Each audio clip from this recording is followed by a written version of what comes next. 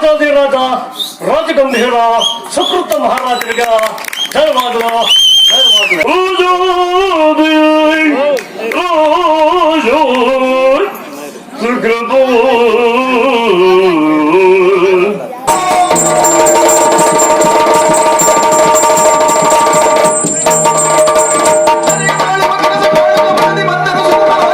ಸುಕೃತಾನಂದ ಮಹಾರಾಜರಿಗೆ ಬಹುಪರೋಕ್ ಬಹುಪರೋಕ್ ಬಹುಪರೋಕ್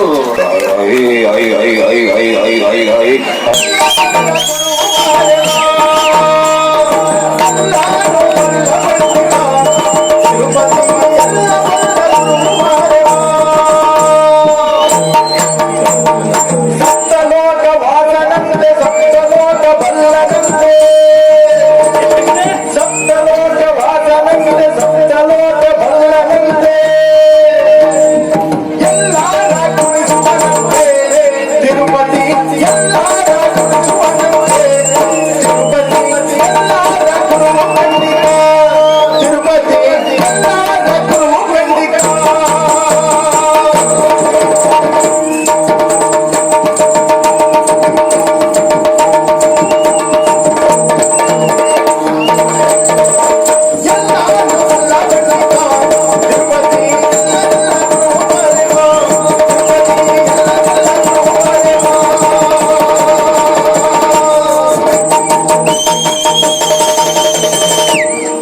ನೂರಕ್ಕೆ ನೂರವ್ರು ನೀವು ಹೇಳಿದ್ದು ಎಲ್ಲಾನು ಬಲ್ಲ ಯಾರವ ಪಂಡಿತ ಪಂಡಿತ ಬೇರೆ ವೈದ್ಯರು ಬೇರೆ ವೈದ್ಯರು ಅಂದ್ರೆ ಯಾರು ಒಳ್ಳೆ ಧಕ್ಕೆ ಬಲಿ ಸುದ್ದಿ ಹೇಳಿದ್ದಲ್ಲ ನಾನು ವೈದ್ಯರು ಅಂದ್ರೆ ರೋಗಕ್ಕೆ ಔಷಧಿ ಕೊಡುವರು ಅವರೆಲ್ಲವರು ಗೊತ್ತಿದ್ದವರು ನಾವು ಪಂಡಿತರು ಹೇಗೆ ಎಲ್ಲವನ್ನೂ ಗೊತ್ತಿದ್ದಕ್ಕಾಗಿ ಪಂಡಿತರಾದದ್ದು ಎಲ್ಲವೂ ಗೊತ್ತಿದ್ದವ್ರು ಆಗ್ಬೇಕು ಅಂತಿಲ್ಲ 10 ಜನ ನೋಡ್ಕೊಂಡು ಇವನಿಗೆಲ್ಲ ಗೊತ್ತುಂಟು ಅಂತ ಹೇಳಲಿಕ್ಕೆ ಶುರು ಮಾಡ್ರೆ ಸಾಕು ಅಲ್ಲಿ ಗೊತ್ತಿದ್ದವ್ರಾಗಿ ಈಗ ಒಬ್ಬನನ್ನು ಹುಚ್ಚ ಅಂತ ಮಾಡೋದು ಹೆಟ್ಟೊತ್ತಿನ ಕೆಲ್ಸವಾ ಈಗ ನಿಮ್ನೇ ನೋಡ್ಕೊಂಡು ಅವ್ರನ್ನು ಮಂಡಿ ಬಿಟ್ಟು ಬಾಯ್ ನಾವು ಒಬ್ರ ಹತ್ರ ಹೇಳ್ರೆ ಸಾಕು ಮತ್ 4 ಜನ ಹೌದು ಅಂತ ಒಪ್ಕೊಂಡು ನಿಮ್ ಕಂಡಾಗೆಲ್ಲ ಅದನ್ನ ಹೇಳ್ರೆ ಸಾಕು ಮತ್ತು ಸರಿ ಇದ್ದವನು ಹುಚ್ಚಾಗ್ಲಿಕ್ಕೆ ಎಷ್ಟೊತ್ತು ಬೇಡ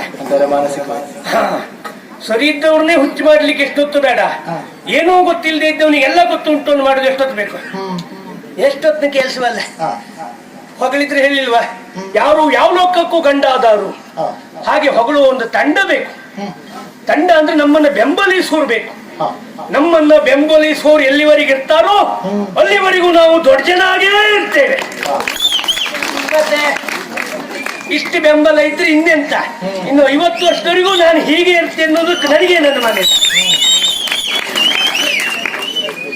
ಬರೇ ಬೆಂಬಲ ಅಂತಲ್ಲ ಸ್ವಾಮಿ ಅದರಲ್ಲಿ ತಪ್ಪು ಒಪ್ಪನ್ನ ಹೇಳ್ಬೇಕು ಅದ್ರ ಒಂದು ತಪ್ಪು ಒಪ್ಪನ್ನ ನೇರ ಒಂದು ಹೇಳ್ಬೇಡಿ ಗುಟ್ಟಲ್ಲಿ ಬಂದ್ಕೊಂಡು ಹೇಳಿ ಇದೊಂದು ಬ್ಯಾಡಿತ್ತು ಇವರಿಗೆ ಇದೊಂದು ಹೀಗೆ ಮಾಡೋದು ಬ್ಯಾಡಿತ್ತು ಅನ್ನೊಂದು ಗುಟ್ಟಲ್ಲಿ ಹೇಳ್ರೆ ಸಾಕೆ ಬಿಟ್ರೆ ಎಲ್ಲೆಲ್ಲೋ ವಿಮರ್ಶೆ ಮಾಡೋದು ಬೇಡ ಅದು ನಮ್ಮ ವಿಷಯ ಅದೇ ಹಾಗಾಗಿ ನೋಡಿ ನಾನು ಎಲ್ಲ ಬಲ್ಲ ಪಂಡಿತ ಆಗಿದ್ದೇನೆ ಏನು ಗೊತ್ತಿಲ್ಲದೆ ಪಂಡಿತ ಆದದ್ದಲ್ಲ ಹಾಗೆ ಗೊತ್ತುಂಟು ಸ್ವಲ್ಪ ಗೊತ್ತುಂಟು ಅದನ್ನೇ ಸಂಪೂರ್ಣ ಗೊತ್ತುಂಟು ಅಂತ ವಾದ ಮಾಡ್ತಾ ಇದ್ದೇನೆ ಯಾರ ಎದುರಿಗೆ ಏನೂ ಗೊತ್ತಿಲ್ಲದೆ ಇದ್ದವ್ರ ಎದುರಿಗೆ ಬಿಟ್ರೆ ನಿಮ್ಮಂತ ಹೂ ಹಾಕೋರು ಎದುರಿಗೆ ನೀವೇನಾದ್ರು ಮಾತಾಡ್ತಾರ ಹೂ ಬಿಟ್ಟರು ಮತ್ತೆಂತಾರು ಹಾಕ್ತಾರ ಆ ಹೂ ಹಾಕುದೇ ಗಂಡಾಂತರದಲ್ಲಿ ಯಾಕೆ ನೀವು ಹೂ ಹಾಕ್ತಾ ಮುಂದೆ ಎಂತ ಉಂಟು ಅಂತ ಮರ್ತೋಗ್ಬಿಟ್ರೆ ಆಗ ಒಟ್ಟು ನೋಡ್ಕೊಳ್ಬೇಕು ಈ ಬದಿಗೂ ಹೂ ಹಾಕ್ಬೇಕು ಕಡೆಗೆ ಯಾರು ಮತ್ತೆ ಯಾರು ಮುಂದೆ ಎಂತ ಉಂಟು ಈ ನೋಡ್ಕೊಂಡು ಹೂ ಹಾಕು ನಿಮ್ಗೆ ಎಷ್ಟು ಗಂಡ ಅಂತ ನಮ್ಗೆ ಅರ್ಥ ಆಗ್ತದೆ ಅಂದ್ರೆ ಅಭ್ಯಾಸ ಆಗೋಯ್ತಾ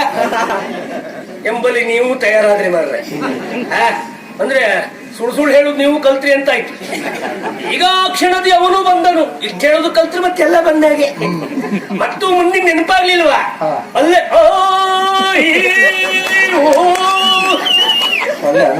ಒಳ್ಳೆ ಅನುಭವ ಅಂತ ಇದು ಯಥಾರ್ಥ ಗುಟ್ಟ್ಯಾಕೆ ಮುಂದೆ ನೆನಪಾಗದೆ ಇದ್ದಾಗ ಈ ಎಲ್ಲ ಶುರು ಆಗುದು ಇದಕ್ಕೆ ಪೀಂಕನ್ ಸಿಪ್ ಅಂದ್ರೆ ಇಲ್ಲಿ ಒಲಿ ಭಯಂಕರ ಅದೇ ಹೀಗೆ ಏನೋ ಗೊತ್ತಿಲ್ಲದೆ ಇದ್ರು ಪಂಡಿತ ಆಗುದು ಅಂದ್ರೆ ಇದೇ ಗುಟ್ಟು ಸ್ವಾಮಿ ಹಾಗಾಗಿ ಎಲ್ಲ ಬಲ್ಲವಂತ ನಾ ಹೇಳ್ಕೊಂಡು ತಿರುಗ್ತಾ ಇದ್ದದ್ದು ಮಾತ್ರ ಅಲ್ಲ ನಾನು ಹೇಳ್ಕೊಳ್ಳುವಾಗ ನನ್ನನ್ನು ಹೇಳುವವರೊಬ್ರು ಬೇಕಲ್ಲ ಹಾಗಾಗಿ ಒಂದು ಶಿಷ್ಯರನ್ನು ತಯಾರು ಮಾಡ್ಕೊಂಡಿದ್ದೇನೆ ಅದೊಂದು ಯಾರಿಗೂ ಬ್ಯಾಡಿತ್ತು ಈ ಗುರುಗಳಾಗೋದು ಗುರುವಾದ ಒಂದು ಶಿಷ್ಯನ್ ತಯಾರು ಮಾಡೋದು ಆ ಅವಸ್ಥೆ ಯಾರಿಗೂ ಬೇಡ. ಯಾಕೆ ಇವತ್ತಿನ ಕಾಲದ ಹುಡುಗ ಮಕ್ಕಳು ಯಾರು ಕಲಿಯೋರಲ್ಲ ಸ್ವಾಮಿ, ಎಲ್ಲರೂ ಕಲಿಸುವವ್ರೆ ಬಿಟ್ರೆ ಕಲಿಯೋರು ಯಾರು ಇಲ್ಲ.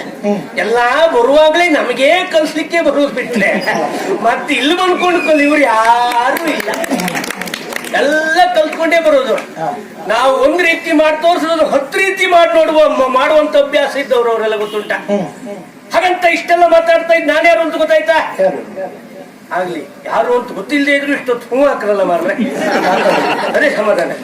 ತಿರುಪತಿ ತಿರುಪತಿ ತಿರುಮಲ ಅದಲ್ಲ, ವೆಂಕಟೇಶನವಲ್ಲ. ಎಷ್ಟು ದಿವಸವೋ ನಿನ್ನ ಈ ವೇಷ, ಅದು ಅಲ್ಲ. 2 ದಿವಸ ಅಂತಲ್ಲ ನಮ್ದು ದಿವಸ ಇದೆಯ, ಅದ್ರದಕ್ಕೊಂದು ಹೊತ್ತು ಅಂತ ಉಂಟು. ಎಷ್ಟು ದಿವಸವೂ ಅಲ್ಲ, ಎಷ್ಟು ಹೊತ್ತು ಅಂತ ಉಂಟು. ಬೆಳಗಾಗುವುದು ಇವರಿಗೆ ಎಂತ ಲೆಕ್ಕ. ಈ ತಿರುಪತಿ ನೋಡಿ, ಹೆಸರು ಎಷ್ಟು ಒಳ್ಳೆ ಹೆಸರು ನೋಡಿ. ತಿರುಪತಿ ಅಂದ್ರೆ ನಿಜವಾಗ್ಲೂ ಹೇಗೆ ಹೇಳಿ, ನಾವು ಎಂತ ತಿರುಪತಿ ಹೇಳುದು ಯಾಕೆ, ಅವು ಇದ್ದವರಿಗೆಲ್ಲ 3 ನಾಮ ಹಾಕ್ತಾ ಅಂತ ಲೆಕ್ಕ. ನಾವು ಹಾಗೆ ಅಂತ ನಿಮ್ ಇಷ್ಟೊತ್ತು ಹೀಗೆ ಬಿಡ್ತಿದ್ನ, ನಿಮ್ ಕಿಸೆಲಿದ್ದು ಖರ್ಚಾಗಿ ಎಷ್ಟೊತ್ತಾಗ್ತಿತ್ತು. ಇಲ್ಲ, ನಮ್ಮ ಹತ್ರ ಮತ್ತೊಬ್ಬರಿಗೆ 3 ನಾಮ ಹಾಕ್ಲಿಕ್ಕೂ ಆಗ್ಲಿಲ್ಲ. ನಮಗ್ ಹಾಗಂತ ಯಾರು 3 ನಾಮ ಹಾಕ್ಲೇ ಇಲ್ಲ ಅಂತ ಹೇಳುವಾಗಿಲ್ಲ. ಅಯ್ಯಪ್ಪ, ನಮ್ ಜೀವನವೇ ಅದಾಯ್ತು. ಹೌದೌದು, ಇನ್ನೊಬ್ರಿಗೆ 3 ನಾಮ ಹಾಕ್ಲಿಕ್ಕೆ ಆಗ್ಲಿಲ್ಲ, ಹಾಗಂತ ಬದುಕ್ಲಿಕ್ಕೆ ಹೇಗೆ ಅಂತ ಗೊತ್ತುಂಟು. ಇನ್ನೊಬ್ರು ಕೈಕಾಲು ಹಿಡ್ಕೊಂಡೇ ಬದುಕ್ತಾ ಇದ್ದ ನಾವು. ಇಷ್ಟ ದೊಡ್ಡವ ನಾನು, ದೊಡ್ಡ ಗುರು ಹಾಗೆ ಹೀಗೆ ಹೇಳ್ಕೊಳ್ಳೋದು ಹೌದು ಬಿಟ್ರೆ, ನಾನು ಇನ್ನೊಬ್ರು ಕೊಡೋದಕ್ಕೆ ಕಾಯ್ತಾ ಇರೋದು. ನೋಡಪ್ಪ, ಈಗ ನಮ್ಮ ಮಹಾರಾಜ್ನಿಗೊಬ್ಬ ಮಗ ಇಲ್ವಾ, ಅವ ಯಾರವ ಸುಳ್ಳು ಹೇಳ್ತಾ ಇದ್ದ, ಸುಕೃತ. ಅವನು ಆತ್ಮೀಯರಾಗಿರೋದು ನಾನು. ಯಾಕೆ ಅವು ಖರ್ಚು ಮಾಡ್ತಾನಂತೆ. ಒಂದೇ ಸ್ವಲ್ಪ ಗಾಳಿ ಹಾಕ್ರೆ ಸಾಕು, ಎಷ್ಟು ಬೇಕಾದ್ರೂ ಖರ್ಚು ಮಾಡ್ತಾವ. ಅಲ್ದೋದ್ರೆ ಅವನೇ ಊಟ ಮಾಡದೆ ಇದ್ರು ಇದ್ದವ ಅಂತವ. ಹೌದಪ್ಪ, ಒಂದು ಸ್ವಲ್ಪ ನೀ ಹಾಗೆ ಹೀಗೆ ಅಂದ್ರೆ ಸಾಕು, ಎಲ್ಲಿಂದಾರು ತರಿಸ್ಕೊಡ್ತಾವ ಊಟ ಮತ್ತೆ. ಅಲ್ದೇ ಇದ್ರೆ ಅವನೇ ಮಾಡೋದಿಲ್ಲ. ಆದ್ರೂ ಒಂದೊಂದು ದಿವಸ ಊಟ ತರ್ಲಿಕ್ಕೆ ಮತ್ತೆ ನನ್ನ ಹತ್ರಕ್ಕೆ ಎಲ್ರೂ ಕೇಳದ. ನಮ್ಮ ಗಂಡ ಅಂತ ಆಗುದದೇ. ಯಾಕೆ ಅವನಿಗೂ ಮಹಾರಾಜನ ಮಗ ಹೇಳ್ಕೊಂಡು ಓಡಾಡಿದ್ರೆ ಬಿಟ್ರೆ ಅವನು ಖರ್ಚಿಗೆ ಇನ್ನೊಬ್ರ ಹತ್ರ ಕೇಳೋ ಪರಿಸ್ಥಿತಿಲೇ ಇದ್ದ ಪಾಪ. ಆದ್ರೆ ಏನೇ ಆಗ್ಲಿ, ಎಲ್ಲಿಂದಾರು ತಂದಷ್ಟು ವ್ಯವಸ್ಥೆ ಮಾಡ್ತಾ, ಹಾಗಾಗಿ ಅವನ ಜೊತೆ ಓಡಾಡ್ತಾ ಇದ್ದೇವೆ. ಇಂದಲ್ಲ ನಾಳೆ ಈ ನಾಡಿನ ಮಹಾರಾಜ ಆಗ್ಬೋದು ಅನ್ನೋ ಆಸೆಯಲ್ಲಿ ನಾವಿದ್ದದ್ದು. ಹಾಗಾಗಿ ಅವ್ನು ನಿಂತಿರುತ್ತಾ ಇದ್ದದ್ದು. ಇನ್ನು ಇಂದಲ್ಲ ನಾಳೆ ಯಾರು ಅಂತ ಹೇಳಲಿಕ್ಕೆ ದಿವಸ ಹೆಚ್ಚಿಗೆ ಇಲ್ಲಲ್ಲ, ಇನ್ನೊಂದು ಸ್ವಲ್ಪ ದಿವಸ ಗೊತ್ತಾಗ್ತದಲ್ಲ ಮತ್ಯಾರು ಅನ್ನೋ ಅದೇ ನಿರೀಕ್ಷೆಯಲ್ಲಿ ನಾವು ತಿರುಗ್ತಾ ಇದ್ದೇವೆ, ಓಡಾಡ್ತಾ ಇದ್ದೇವೆ. ಮತ್ತೆ ಇದು ಸರಿಯಾದ ಸಮಯ ಹೋಯ್ತು. 5 ವರ್ಷದ ಅವಧಿಯಲ್ಲಿ 4 ವರ್ಷಕ್ಕೆ ಖರ್ಚು ಮಾಡದೆ ಇರುವುದು, ಆಮೇಲೆ 4 ತಿಂಗಳಿಗೆ ಖರ್ಚು ಮಾಡ್ತಾರೆ ಅವ್ರು, ಗೊತ್ತುಂಟ. ಮತ್ತೆ ಆ ವಿಶ್ವಾಸದಲ್ಲೇ ಅವ್ನು ತಿರುಗ್ತಾ ಇದ್ದದ್ದು. ನಾನು ತಿರುಗ್ಲಿಕ್ಕೆ ನಾನೊಬ್ಬನೇ ಅಲ್ಲ, ಅವನನ್ನು ಹೊಗಳುದು ಹೇಗೆ, ಅವ್ನು ಹೇಳುದು ಹೇಗೆ ಅಂತೆಲ್ಲ ಕಲಿಸ್ಲಿಕ್ಕೆ ನನಗೊಬ್ಬ ಶಿಷ್ಯ ಇರುವುದು, ಅದನ್ನೆಲ್ಲ ಹೇಳ್ಕೊಡ್ಲಿಕ್ಕೆ ನಾನು ಅವನಿಗೆ ಹೇಳ್ಕೊಟ್ಟದ್ದು.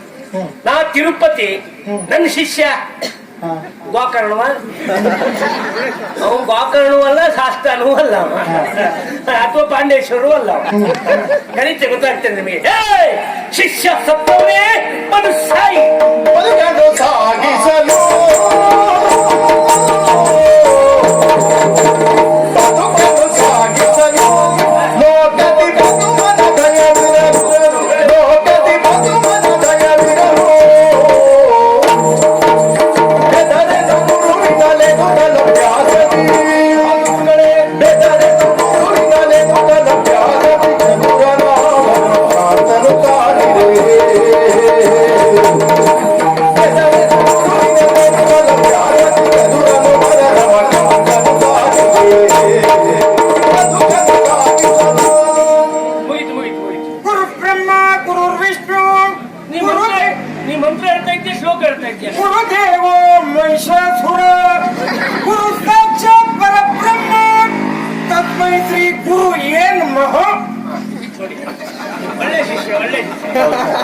ಒಂದೇ ದಿವಸ ನನ್ನ ಹತ್ರ 3-4 ಮಾಡಿಸ್ತಾವ.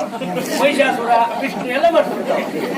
ಎಂತ ಹೇಳ್ತೇನೆ ನೀನು? ಕೆರೆದಿರೇ ಗುರುವರಿಯ. ಹೌದು, ನಂಗೆ ಹೇಗೆ ಜೋರಲ್ಲ, ಹಾಗಾಗಿ ನಾನು ನಿಮ್ಮನ್ನು ಹೊಗಳದಲ್ವ ಗುರುಗಳೇ? ಓ, ಹೊಗಳಿದ್ದದು? ಹೌದು. ಹೇಗೆ? ಗುರು ಬ್ರಹ್ಮ, ಗುರು ವಿಷ್ಣು, ಗುರುದೇವೋ ಮಹಿಷಾಸುರ. ವರ್ತಮಾನ ಕಾಲದಲ್ಲಿ ಮಹಿಷಾಸುರ ಅಂದ್ರೆ ನಮಗೆ ಹೊಗಳು ವಿಷಯವೇ ಅದು. ಹಾಗೆಂದ್ರೆ ತಲೆ ಗಟ್ಟಿ ಇರ್ಬೇಕು, ಆಗೀಗ ಆ ಕಡೆ ಈ ಕಡೆ ಹೋಗಿ ಜಪ್ಕೊಳ್ಳೋದೆಲ್ಲ ಸುಲಭ. ಆಮೇಲೆ ಮಹೇಶ್ವರ. ಮಹೇಶ್ವರ, ಮಹಾಬಲೇಶ್ವರ ಅಲ್ಲ, ಮಹೇಶ್ವರ ಮಹೇಶ್ವರನಲ್ಲ, ಪಾಂಡೇಶ್ವರನೂ ಅಲ್ಲ. ಗುರು ಸಾಕ್ಷಾತ್ ಪರಾಬ್ರಹ್ಮ. ಹಾಗೆ ಅದು ಪರಬ್ರಹ್ಮ. ತಸ್ಮೈ ಶ್ರೀ ಗುರು ಏನ್ ಮಹಾ. ಇದು ಇಲ್ಲಿ ಶಿಷ್ಯ ತಯಾರಾದ ಅಂತಲೇ ತಸ್ಮೈ ಶ್ರೀ ಗುರು ಏನ್ ಮಹಾ, ಗುರುವೇ ನಮಃ. ಹೌದು ಗುರುಗಳೇ ಅಂತ. ಹೌದು, ಇನ್ನ ಹೇಳಿದ್ಮೇಲೆ ಹೌದು. ಗುರುಗಳೇ, ನಿಮ್ಮನ್ನೇ ದೇವರೆಂದುಕೊಂಡವ ಈ ರಮಾಕಾಂತ. ಬಿಟ್ರೆ ಗುರುಗಳು ದೇವರು ಅಂತಲ್ಲ, ನೀವೇ ನನ್ನ ಗುರುಗಳು ನೀವಲ್ವಾ? ಹಾಗಾಗಿ ದೇವರು. ಹೌದೌದು ಗುರುಗಳೇ. ಅಂದುಕೊಂಡದ್ದು ಬಿಟ್ರೆ ಅಲ್ಲ. ಹೌದೇಯ. ಜೀವನದಲ್ಲಿ ಮನುಷ್ಯನೊಬ್ಬ ಉದ್ಧಾರ ಆಗಬೇಕಂತಾದ್ರೆ ಹಿಂದೆ ಒಂದು ಗುರು ಇರ್ಬೇಕು, ಮುಂದೆ ಒಂದು ಗುರಿ ಇರ್ಬೇಕು. ಹಿಂದೆ ಗುರು ಇದ್ರೆ ಬಹಳ ಕುತ್ಕೊಳ್ಳಿಕ್ಕೆ ಆಗುದಿಲ್ಲ, ಬಹಳ ರಗಳೆ ಅದ್ರಲ್ಲೂ ಈ ರಕ್ತ ಕೆಟ್ಟೋದ್ರ ಗುರು ಎಲ್ಲೆಲ್ಲ ಆಗ್ತದೆ ಹೇಳಿಕ್ಕೆ ಆಗುದಿಲ್ಲ. ಹಿಂಗ ಹಿಂದೆ ಗುರು ಆದದಕ್ಕೆ ಸ್ವಲ್ಪ ತಂಪು ಒಂದೇ ಬೆಣ್ಣೆ ಹೆಚ್ಚು, ಇಲ್ಲ ತಂಪಿನ ಮಸಳೆ ಸೊಪ್ಪಿನ ಕುಡಿತಂದ್ರೆ ನೀ ಹಿಂದೆ ಬಗ್ಗೆ ಗುರು ಹಾಕೊಂಡು ನನ್ನ ರಗಳೆ ಅಂತ ಹೇಳಿದ್ರೆ ಅದಕ್ಕೆ ಶೇಡಿ ಹಚ್ಚಬೇಕು. ಅದೆಲ್ಲ ನಿಮ್ಗೆ ಹಿಂದೆ ಗುರು ಆಗ್ತಿಲ್ಲ. ಅಯ್ಯೋ ಗುರುಗಳೇ, ನಾ ಹೇಳುವುದೊಂದು ನೀವು ಅರ್ಥ ಮಾಡ್ಕೊಳ್ಳುವುದೊಂದು. ನಿನ್ನ ಅರ್ಥ ಯಾರು ನೀವು? ಅಂದ್ರೆ ಬೆನ್ನ ಹಿಂದೆ ಒಬ್ಬ ಸರಿಯಾದ ಮಾರ್ಗವನ್ನು ತೋರಿಸ್ಲಿಕ್ಕೆ ಒಬ್ಬ ಗುರು ಬೇಕು. ಬೇಕು ಬೆನ್ನಿಂದ ಅಂತ ನಾವು ಹೋಗೋಚಿಗೂ ಬೇಕು. ಈ 3 ದಾರಿ ಕುಡದಲ್ಲಿ ಎಲ್ಲಿ ಬರುದು ಮರೆ. ಆಮೇಲೆ ಜೀವನದಲ್ಲಿ ಎದುರುಗಡೆ ಒಂದು ಗುರಿ ಬೇಕು. ನಾವು ಇಂಥದ್ದೇ ಆಗಬೇಕು, ಇಂಥದ್ದೇ ಸಾಧಿಸಬೇಕು ಎನ್ನುವುದಾಗಿ. ಆ ನಿಟ್ಟಿನಲ್ಲಿ ಜೀವನಕ್ಕೊಂದು ಗುರಿ ಬೇಕು. ಹೌದು. ಸಾಧಕನಿಗೆ ತೋರಿಸ್ಲಿಕ್ಕೆ ಒಬ್ಬ ಗುರು ಬೇಕು. ಹೌದೌದು. ಸರಿ ಸರಿ. ಹಾಗಂತ ನಿಮ್ಮನ್ನೇ ಗುರು, ನಿಮ್ಮನ್ನೇ ದೇವರು ಅಂತ ತಿಳಿದುಕೊಂಡವ ಈ ರಮಾಕಾಂತ. ಹೌದೌದು. ಹಾಗಿದ್ರೆ ಗುರಿ ಗುರು ಅಂದರೆ ಯಾರು? ಈಗ ಗುರಿ ಬೇಡ, ಗುರಿ ಬೇಡ, ಗುರು ಇಲ್ಲ. ಗುರು ಬಗ್ಗೆ ಗುರಿ ಬಿಟ್ಟೆ ನಿನ್ನ ಮತ್ತೆ ನಾ ಎಂತ ಕೇಳುದು, ನಿಂಗ್ ನೀ ಹೇಳ್ಬೇಕಾದ್ ಮರ್ತು ಹೋಗೋದು. ನಾನೇ ಎಂತ ಹೇಳುದು ನೆನ್ಕೊಳ್ಳಿಕ್ಕೆ ಇವ್ ನನ್ ಇಚ್ಛೆ. ಇವ್ ಎಂತೆಂತ ಹೇಳ್ಬೇಕು ಮತ್ತೆ ನೆನ್ಕೊಳ್ಬೇಕು ಹೇಳ್ತಾ ಇದ್ರು. ಮತ್ತೆ ಮಧ್ಯೆ ಬೇರೆ ಕೇಳ್ರೆ ಪಾಪ ಮತ್ತೆ ಮುಂದಿನ ರಗಳೆ ಆಗುದು. ನಂಗೊಂದು ಧೈರ್ಯ ಯಾವ್ದು ಗೊತ್ತುಂಟ? ನಾ ಎಂತದ್ದೂ ಹೇಳಿದ್ದು ನೀವು ತೋರಿಸಿಕೊಂಡು ಇನ್ನೊಬ್ಬರನ್ನು ತೋರಿಸುವಂತ ಗುಣ ಇರುವವರಿದ್ರದ್ದು ನೀವು ಗುರುಗಳೇ. ಹಾಗಾಗಿ ಆ ನಂಬಿಕೆ ಉಂಟು, ನನ್ ಮತ್ತೆ ಹೆದರಿಕೆಯೂ ಇಲ್ಲ. ನೀವು ಬಾಳ ಹೊಗಳದಾದ್ರೆ ನಮಗೆ ಹೆಣ್ಣ ಹಬ್ಬ ಇದೆ. ಎಷ್ಟೊತ್ತಿಗೂ ಹೊಂಡ ತೋಡ್ತಾ ಎಷ್ಟೊತ್ತಿಗೆ ಹೇಳಿ ಗೊತ್ತಿಲ್ಲ ನಮಗೆ. ಹೌದು ಗುರುಗಳೇ. ಕತ್ತಲೆಯಿಂದ ಬೆಳಕಿನೆಡೆಗೆ ಕರೆದುಕೊಂಡು ಹೋಗುವವ ಯಾರು ಅಂತ ಕೇಳಿದ್ರೆ ಅದು ಗುರು ಅಲ್ಲವೇ? ಗುರು ಗುರು. ಹೌದೌದು. ಹೌದು. ಹಾಗಾಗಿ ನಿಮ್ಮನ್ನೇ ಒಂದು ವಾಕ್ಯದ ಮುಗಿಸ್ಬಿಟ್ಯಾ? ಒಂದೇ ಆಗ್ತಿರಾಗೇ ಇಲ್ಲ. ವಿಶೇಷ ಅದು ಮಾರ್ರೆ. ಹಾಗೊಂದು 5-6 ವಾಕ್ಯ ಇಲ್ಲದೆ ಒಂದು ವಿಷಯ ನಿಂದು ಮುಗಿಯುವುದಲ್ಲ. ಹಾಗಾಗಿ ಗುರುಗಳೇ, ಸದಾ ನಿಮ್ಮ ಸೇವೆಯಲ್ಲೇ ಇದ್ದವ ಈ ರಮಾಕಾಂತ. ಯಾಕೆ ಕರೆಸಿದ್ರಿ ಗುರುಗಳೇ? ಏನು ಕಾರ್ಯ ಆಗಬೇಕು ಹೇಳುವ ನಂತರ ಆಗ್ತೀರಿ. ನಿನ್ನ ಶೈಲಿ ಒಂದು ಬದಲಾಗಬೇಕು ಮಾರ್ರೆ. ಎಲ್ಲ ಒಳ್ಳೇದು ಇರ್ಲಿ. ಅದಲ್ಲ ನಿನ್ನ ಕರ್ಸ್ಲಿಕ್ಕೂ ಕಾರಣ ಉಂಟು. ಎಂತ ಗುರು? ನಾವು ನಮ್ಮ ಖರ್ಚಿಗಾಗಿ ನಿನ್ನಲ್ಲಿ ಗುಟ್ಟು ಮಾಡ್ಲಿಕ್ಕೆ ಏನು ಉಂಟು ವಿಷಯ ಸತ್ಯ ಅಲ್ವಾ? ನೀನ್ ನನ್ನ ಹತ್ರ ಕೇಳುದು, ನಾ ಕೇಳುದು ಬೇರೆ ಹತ್ರ ಅಂತ ನಿಂಗೆ ಗೊತ್ತುಂಟು. ಹೌದು ಗುರು. ನಮ್ಮ ಇಬ್ಬರಿಗೂ ಖರ್ಚು ಮಾಡುದು ಯಾರು ಇಲ್ಲಿ? ಅವ ಇಲ್ಲಿ ಯುವರಾಜ ಸುಕೃತ. ಹೌದೌದು. ಇಂದಲ ನಾಳೆ ಮಹಾರಾಜ ಆದಾನು ಅಂತದೇನಾ? ಹೌದೌದು. ನಾವೊಂದು ಖರ್ಚು ಮಾಡಿದ್ದಾರೆ ಅಷ್ಟು, ಅವರೊಂದು ಮಹಾರಾಜರಾಗಬೇಕಂತ ಊರ್ ತುಂಬಾ ಪ್ರಚಾರ ಮಾಡ್ಲಿಕ್ಕೆ ನಮ್ಮ ಹಣವನ್ನೇ ಖರ್ಚು ಮಾಡಿಕೊಂಡು ಅವರಿಗೆ ನಾವು ಪ್ರಚಾರ ಮಾಡಿದ್ ಬಿಟ್ರೆ ನಮ್ಮ ಆಸೆ ಏನು? ನಿಂಗ್ ಮನೇಲಿ ಗೊತ್ತಿ ಉಂಟು, ಎಲ್ಲಿ ಬೇಕಾದ್ರೂ ಖರ್ಚು ಮಾಡ್ತಾರೆ. ಹಾಗಲ್ಲ ಗುರುಗಳ. ಆ ಜನ ಒಂದು ಯುವರಾಜರಾದ್ರೆ ನಮ್ಗೆ ಒಳ್ಳೇದಾಗುದಿಲ್ವಾ? ನಾವು ಎಷ್ಟು ಈಗ ಖರ್ಚು ಮಾಡುವಲ್ಲಿ ಗಟ್ಟಿ ಇದ್ದೆ ನೀನು ಅಂತ ಹೇಳಿ. ನಾವೀಗ ಎಷ್ಟು ಖರ್ಚು ಮಾಡಿದ್ದೇವು ಅದ್ರ 3 ಪಟ್ಟು ಆಮೇಲೆ ಅವ್ರ ಕೈಯಿಂದ ತಕೊಳ್ಬಹುದು. ಅವ್ರ ಕೈಯಿಂದ ತಗೊಳ್ಳಿಕ್ಕೆ ಆಗುದಿಲ್ಲ. ಯಾಕೆ? ಅದು ನಮ್ಮ ತಪ್ಪು ಕಲ್ಪನೆ. ಅವ್ರ ಹತ್ರ ಕೆಲಸ ಆಗ್ಬೇಕು ಅಂತ ಮಾತಾಡ್ಲಿಕ್ಕೆ ನಮ್ಮ ಹತ್ರ ಬರ್ತಾರಲ್ಲ, ಅವ್ರ ಹತ್ರ ತಗೊಂಡೇನಾರು ಆ ಖರ್ಚು ನಾವು ಪಡ್ಕೊಳ್ಬೇಕು ಬಿಟ್ಟರೆ ತಮ್ಮ. ಮತ್ತೆ ಅವ್ರು ಬಂದ ಮೇಲೆ ಕಡೆಗೆ ನಮಗೇನೋ ಖರ್ಚಿಗೆ ಕೊಡ್ತರು. ಈ 4 ತಿಂಗಳಲ್ಲಿ ಏನ್ ತಗೊಳ್ಬೇಕು ಅವ್ರ ಹತ್ರ ತಗೊಳ್ಬೇಕು ಬಿಟ್ರೆ ಕಾಡೆ ಆಮೇಲೆ ನೀನು ಬಂದವ್ರ ಹತ್ರ ತಗೊಂಡು ಏನು ಅಂತ ವ್ಯವಸ್ಥೆ ಮಾಡ್ಬೇಕು. ಆಮೇಲೆ ನಮ್ಮನ್ನ ದಾರಿಯೂರಿಗೆ ನೆನಪಿರುವುದಿಲ್ಲ. ಹೌದೌದು ಹೌದೌದು. ಹಾಗಂತ ಇವತ್ತು ಯಾಕೆ ಕರೆದದ್ದಂತೂ ಗೊತ್ತಾಗ್ಲಿಲ್ಲ. ಅಂದ್ರೆ ನೋಡು, ಈಗ ಮಹಾರಾಜ ಆಗ್ತಾನೆ ಆದ್ಮೇಲೆ ಅವನನ್ನು ಈಗ ಮಹಾರಾಜನ ಸ್ವಾಗತ ಮಾಡುದು ಅಥವಾ ಜಯಘೋಷ ಹಾಕುದು ಹೀಗೆ ಹೀಗೆ ಅಂತಿಲ್ವಾ? ಹೌದು ಗುರುಗಳೇ. ಇವ್ರಿಗೆ ಹಾಗಲ್ಲ. ಇವ್ರದ್ದು ನಮ್ದಾರು ಒಂದು ಹೊಸ ರೀತಿಯಲ್ಲಿ ಜಯಘೋಷ ಹಾಕುವ. ಮಹಾರಾಜನ ಸ್ವಾಗತಿಸುದು ಅಥವಾ ಹೊಗಳುದು ಭಟರು ಅಂತಿದ್ದಾರೆ. ನೀವು ಮೊನ್ನೆ ಕಲಿಸಿಕೊಟ್ಟಿದ್ದೀರಿ, ಅದ್ರ ಬಗ್ಗೆ ಪಾಠ ಮಾಡಿದ್ದೀರಿ. ಹೌದು. ಹಾಗಂತ ನೀವು ಹೇಳಿದಕ್ಕಿಂತ ಹೆಚ್ಚೆ ಸ್ವಲ್ಪ ಕಲ್ತಿದೆ. ಆ ವಿಶ್ವಾಸ ನಂಗೆ ನಿನ್ ಮೇಲೆ ಉಂಟು. ಯಾಕೆ? ಹೇಳದೇ ಇದ್ರು ನೀ ಎಂತಾದ್ರು ಬೇರೆ ಹೇಳ್ತೇನೆ. ಹೌದು ಗುರುಗಳೇ. ಯಾಕಂತ ಹೇಳಿದ್ರೆ ಯುವರಾಜರನ್ನು ನಾವು ಸ್ವಲ್ಪ ಆಕರ್ಷಿತರಾಗಬೇಕು, ನಾವು ಹೇಳುವ ಶೈಲಿಯಿಂದ ಆಕರ್ಷಿತರಾಗಬೇಕು, ಅವ್ರು ಆಗಬೇಕು. ಹಾಗಾಗಿ ಬೇರೆ ಬೇರೆ ರೀತಿಯ ಶೈಲಿಯಲ್ಲಿ ಅವರನ್ನು ಹೊಗಳಲಿಕ್ಕೆ ನಾನು ಅಭ್ಯಾಸ ಮಾಡಿದ್ದೇನೆ. ಅದನ್ನು ಮಾಡಿ ತೋರಿಸ್ತೇನೆ ನೋಡಿ ಗುರುಗಳೇ. ನೀವು ಕೂತ್ಕೊಳ್ಳಿ.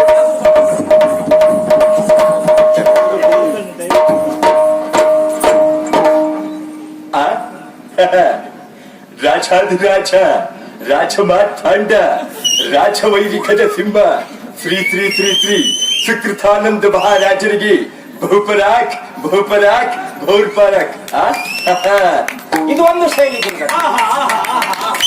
ಇದು ಒಂದು ಶೈಲಿ. ಇನ್ನೊಂದು ಶೈಲಿ ಉಂಟು. ಅದು ಇಲ್ಲಿಂದ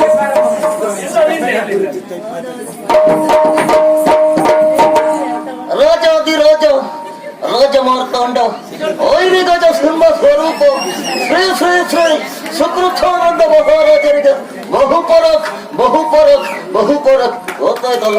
ಬರ್ತೇನೆ. ಇದು ಒಂದು ಶೈಲಿ ಗುರುಗಳೇ. ಇದು ಅಡ್ಡಿಲ್ಲ, ಸರಿಯಾಗಿಲ್ಲ, ನಾ ಮಾಡ್ತೇನೆ. ರಾಜಾದಿರಾಜ ರಾಜಗಂಭೀರ ಸುಕೃತ ಮಹಾರಾಜರಿಗೆ ಜಯವಾಗಲ ಜಯವಾಗಲ. ಅದು ಹೀಗೆ ಮಾಡ್ತೇವೆ. ಇನ್ನೊಂದು ಶೈಲಿ ಉಂಟು ಗುರುಗಳೇ. ಹೌದು, ರಾಜಾದಿರಾಜ ರಾಜ ಮಾರ್ತಾಂಡ ಐರಿಗಜ ಸಿಂಹ ಸ್ವರೂಪ ಶ್ರೀ ಶ್ರೀ ಶ್ರೀ ಸುಕೃತಾನಂದ ಮಹಾರಾಜರಿಗೆ ಬಹುಪರಾಕ್ ಬಹುಪರಾಕ್ ಬಹುಪರಾಕ್. ನೀನು ಸತ್ಯ ಹೇಳ್ತೆ, ನೀ ಮಳೆಗಾಲದಲ್ಲಿ ಅನ್ಬೇಕಾದ್ರೆ ಹೋಗಿ ಬರ್ಬೋದು. ನೀವು ಹೋಗಿದ್ರಲ್ಲ, ನಾ ಹೋಗಿದ್ದೆ ಅಷ್ಟೊತ್ತಿಗೆ ಬ್ಯಾಂಕ್ ಶುಚಿ ಮಾಡ್ತಾ ಬಂದಿದ್ದೆ.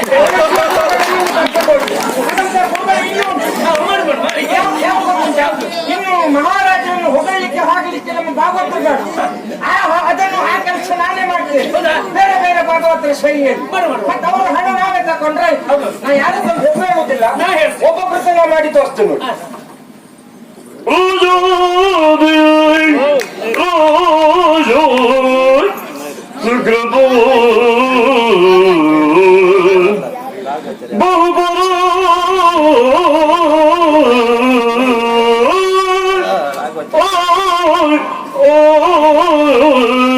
ಇದೊಬ್ಬರದ್ದು. ಪಾಪ ಅವ್ರು ಮೊದ್ಲು ಇಲ್ಲೇ ಇದ್ರು, ಈಗ ಹಲವು ಮಕ್ಕಳ ತಾಯಿ ಎತ್ತಿದ್ದಾರೆ. ಆಮೇಲೆ ಇನ್ನೊಬ್ಬರು ಆ ಕಿಕ್ಕಿಡಿದವ ನಂದೆಲ್ಲ ಹೇಳ್ತಾರೆ ಅಂತ್ರಿ.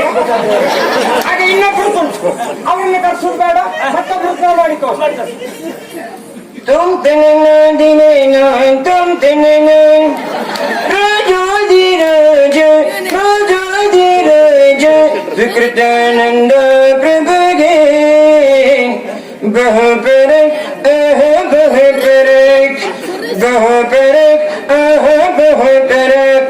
ಇದು ಪಡದಿಂದ ಆಯ್ತು. ಇದು ಅಷ್ಟು ಸರಿ ಅನ್ಸ್ಲಿಲ್ಲ. ನೀವು ಮಾಡಿ ನಾನಾ ಮಾಡ್ತೇನೆ. ತಮ್ಮ 20 ವರ್ಷದಿಂದ ಇದ್ದಲ್ಲ ಆದ್ರೆ ಕಡೆ ಗೊತ್ತಾಯಿತು, ಅದು ಅಲ್ಲಿಗೆ ಇದು ಇಲ್ಲಿಗೆ. ಹಾಗಾದ್ರೆ ಹಾಗಲ್ಲ ಸಾಹಿತ್ಯ ಅಂತ ಆಯ್ತದೆ. ಅದು ರಾಜಾದಿರಾಜ ಎಂತ ಗೊತ್ತಾಗ್ತಿದ್ರು. ರಾಜಾದಿರಾಜ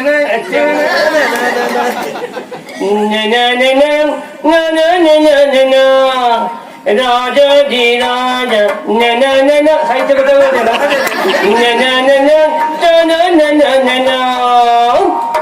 ಜಿಂ ತನ ದಿನ ಚಂ ತನ ತನ ಜಿಂ ತನ ತನ ಚಂ ತನ ಜಿಂ ತನ ತನ ಚಂ ತನ.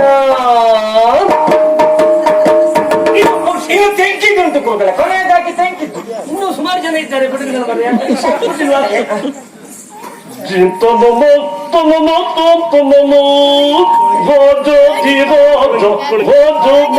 ಇದು ಇದು ಮತ್ತೊಂದು ಶೈಲಿ. ಈಗ ತೆಂಕಿಕೊಂಡು ಗುರುಗಳು. ರಾಜ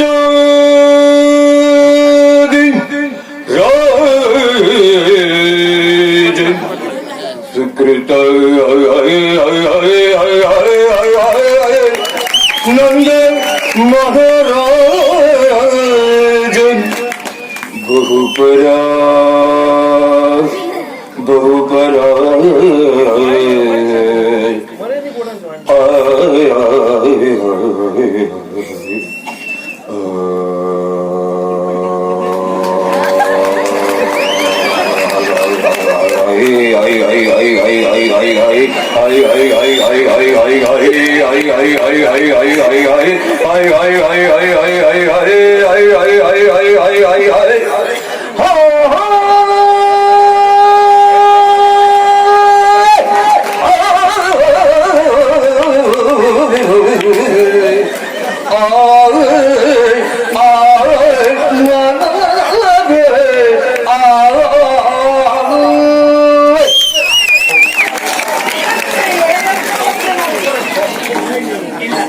ಈ ಕಡೆಗೆ ಮಾಡ್ತಿಲ್ಲ ಅವ್ರ ಕರೆದ್ರೆ ಖರ್ಚಿಲ್ಲ ಅಲ್ಲ ನಿಂಗೆ ಖರ್ಚಿ ಕೊಟ್ಟು ಹೋಗ್ಬೋದು ಅಂತವ್ರು. ಹಾಗಾಗಿ ಇಲ್ಲಿಗೆ ಎಲ್ಲರ ಶೈಲಿಯು ಆಯ್ತು, ಇಷ್ಟಾಭ್ಯಾಸ ಮಾಡಿದ್ದೆ ಸರಿ. ಇವಾಗ ಈಗ ನನಗಲ್ಲ, ನಮ್ಮ ಮಹಾರಾಜರಿದ್ದಾರಲ್ಲ, ನಮ್ಮ ಯಜಮಾನ್ರ ತಲೆ ವಿಷಯ ಮುಗಿದೋಯ್ತು ಇಲ್ಲಿಗೆ. ಮುಂದ್ಯಾರು ಈ ಕ್ಷೇತ್ರಕ್ಕೆ ನೀವು ಯೋಚಿಸಿಲಿದ್ದಾರಲ್ಲ, ನೀನೊಬ್ಬ ವ್ಯಕ್ತಿ ಆಗ್ತಿ ಅನ್ನೋದಕ್ಕೆ ಅನುಮಾನವೇ ಇಲ್ಲ. ಆದ್ರೆ ಗುರುಗಳೇ ತಪ್ಪಾಯ್ತದೆ. ಎಂತ ಹಾಗೆ ಮಾತು ತೋರಿಸಿಲ್ಲ, ಎಲ್ಲವೂ ಸರಿಯಾಗಿಲ್ಲ, ಕೆಲವು ಮಾತ್ರ ತಪ್ಪಾಗಿದೆ. ಎಲ್ಲವೂ ಸರಿಯಾಗಿಲ್ಲ, ಕೆಲವು ಮಾತ್ರ ತಪ್ಪಾಗಿದೆ. ಎಲ್ಲವೂ ಸರಿಯಾಗಿ ಇಲ್ಲ, ಕೆಲವುದು ಮಾತ್ರ ತಪ್ಪಾಗಿದೆ. ಅಂದ್ರೆ ನೀವು ನಂಗೆ ಬಟ್ಟೆ ಸುತ್ತಿ ಹೊಡಿತಿದ್ರಿ ಅಲ್ಲ? ಇರ್ಲಿ ಬಿಡು, ಆರಂಭದಲ್ಲೆಲ್ಲ ಹಾಗೆ. ಆದ್ರೆ ಏನೇ ಇರಲಿ, ಇಷ್ಟೆಲ್ಲ ಶೈಲಿಯಲ್ಲಿ ಹೇಳುವಂತ ಒಂದು ಕಲೆ ನಿನ್ನ ಹತ್ರ ಉಂಟಲ್ಲ, ಅದಕ್ಕೆ ನಾವು ಮೆಚ್ಚಲೇಬೇಕು, ಹೆಮ್ಮೆ ಪಡ್ಲೇಬೇಕು. ಇದಿಷ್ಟಕ್ಕೆ ಅವ್ರು ಸಂತೋಷ ಪಟ್ಟಿರೋದಿಲ್ಲ. ಯಾರು? ಅದೇ ಸುಕೃತ. ಅವ್ರು ಸಂತೋಷ ಪಡೆದ್ರೆ ಖರ್ಚು ನೀ ಕೊಡ್ತೀಯ?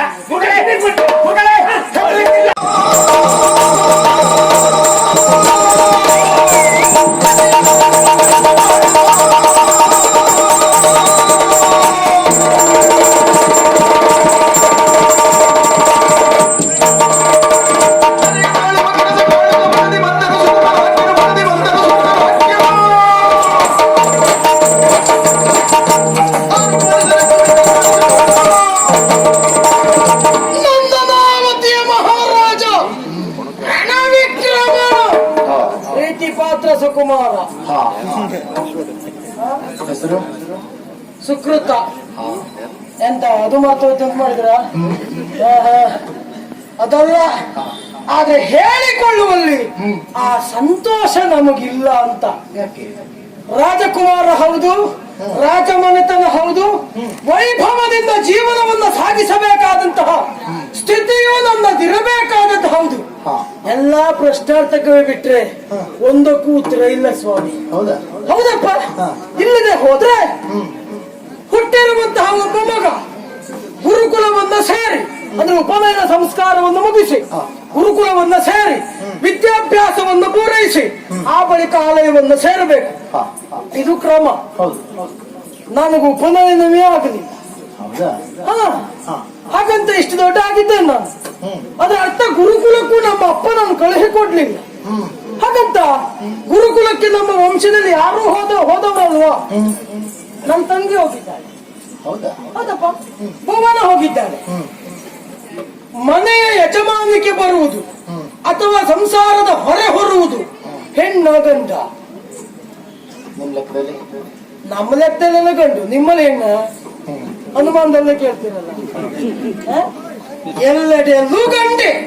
ಆದ್ರೆ ನಮ್ಮ ಅಪ್ಪ ನನ್ನನ್ನು ಯಾಕೆ ಕಳುಹಿಲಿಲ್ಲ? ಇದ್ರಲ್ಲಿ ಏನಾದ್ರೂ ಗುಟ್ಟಿರಬಹುದಾ? ಯಾಕೆ ಕೇಳ್ತೇನೆ ಗೊತ್ತಾ ಸ್ವಾಮಿ?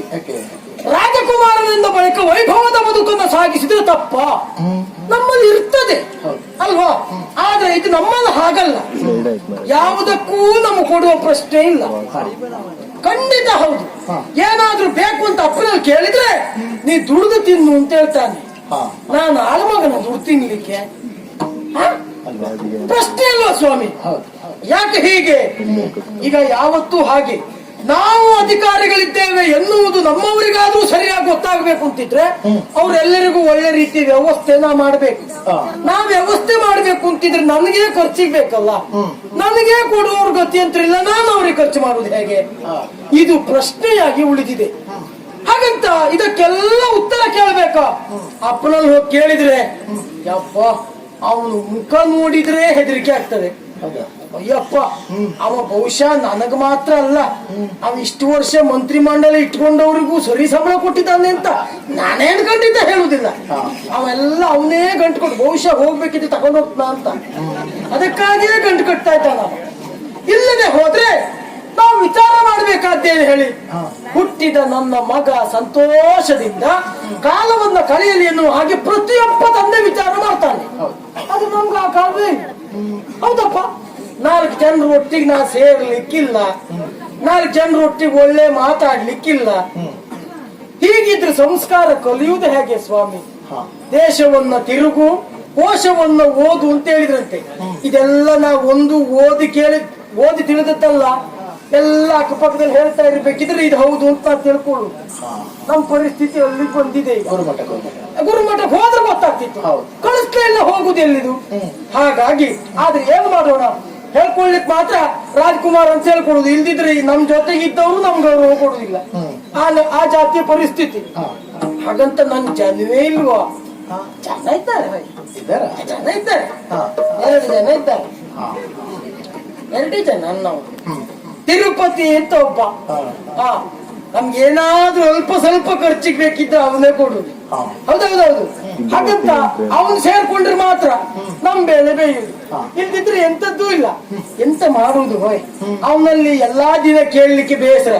ಯಾಕೆ ಪಾಪ ಅವನು ಮತ್ತೊಬ್ಬರ ಹತ್ರ ಬೇಡುವವನೇ, ಅವನು ಬೇಡುವವ, ನಾ ಅವನ ಹತ್ರ ಬೇಡುವವ. ಎಂತ ಪರಿಸ್ಥಿತಿ ಆಯ್ತು ನೋಡಿ.